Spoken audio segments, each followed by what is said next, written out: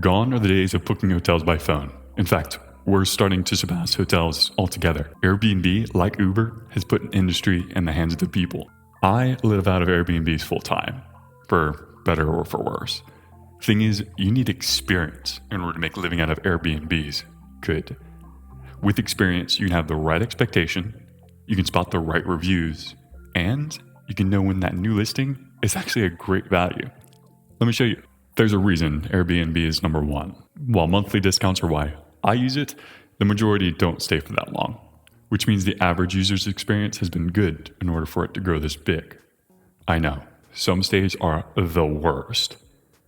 But with lows comes high, and some stays outclass any hotel. Since these are people's homes, you don't know what you're getting into. Most of the pictures are old and don't represent the place very well. Most of the reviews are people saying nice things in case they have to return. Don't rely on either of them.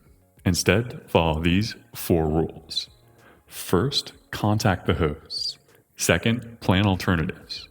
Third, analyze reviews. And fourth, visualize the facts.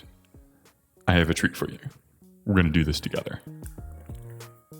And we're going to do it on hard mode, checking out Izmir, Turkey for 1 month with a budget of less than $500 US. Yes, Airbnb adds cleaning and service fees on top. We should expect that. We see the cheapest is $158. It has 5 stars, but let's look at that. This host has 3 reviews and they joined in 2019. All of the reviews are recent. That's a good sign. Let's see what they have to say. This review has some good information, but don't take it at face value. Let's look at the facts. The host, along with a number of other tenants, will be in the apartment. Second off, this line means nothing. Neither does this. This one does. We see it's in this section, and then we look at our map, and we see it's next to 3 of the co-working offices that we want. Before we dig any deeper, let's keep looking. This is a low quality stay. You also don't know what room you're getting.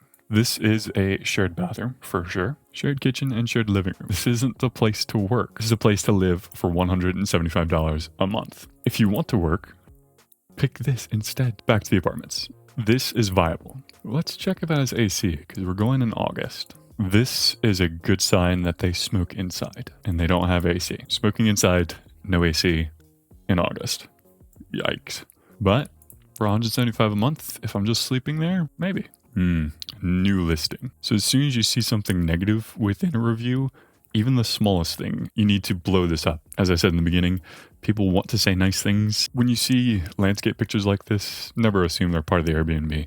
It's usually a one that they took of the nearby area. In the meantime, this does look like an acceptable place. I believe this to be someone earnestly looking to sublet one of their rooms. This is a normal posting. It is riskier. Let's actually not save this one. This is a good review. It states facts rather than just talking about the host. And the host understands pictures from other listings aren't always of the Airbnb themselves. So she's listed it here. I am taken in by this. The city views, clean living room, clean bathroom, well decorated, well designed, taken care of. Someone has pride in their house.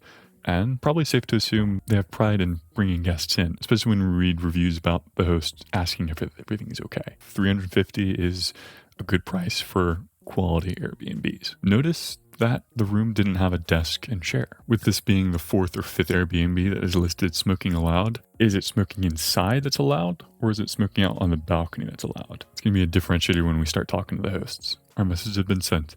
If one doesn't respond, we know we have options between the 2 others. At minimum, I understand I'm getting a bed at a location I want, next to coworks, and 3, the amenities I need. If there isn't AC, maybe there'll be a fan. If smoking is allowed, maybe it's just on the balcony. And if need be, I can go up to that 500 max and probably get that condo for about $480. Now, I'm going to go check out other places. I mean, other cities like Antalya or Istanbul if need be, because your power as a consumer is the ability to walk away.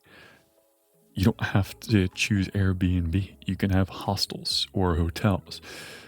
And on the subject of hostels, they're normally thought of as cheaper, but their value proposition is in the social aspect. And I've found they're more expensive in a number of cases. when you're booking a place for a private room with a host, that is part of the value. Some folks will think, oh, I'm living with someone else. That makes it less valuable. But that host has information. They want you to like their apartment.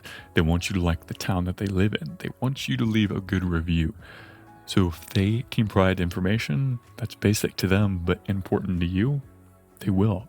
And for that, staying at these Airbnbs, especially with the host that stays there, is actually a good value.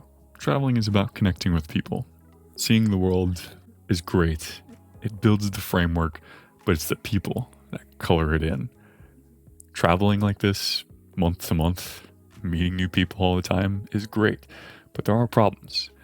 Check out that video where I react to traveling with Kristen, another very prominent digital nomad, and how some of the grievances aren't that bad, at least not to a stationary life.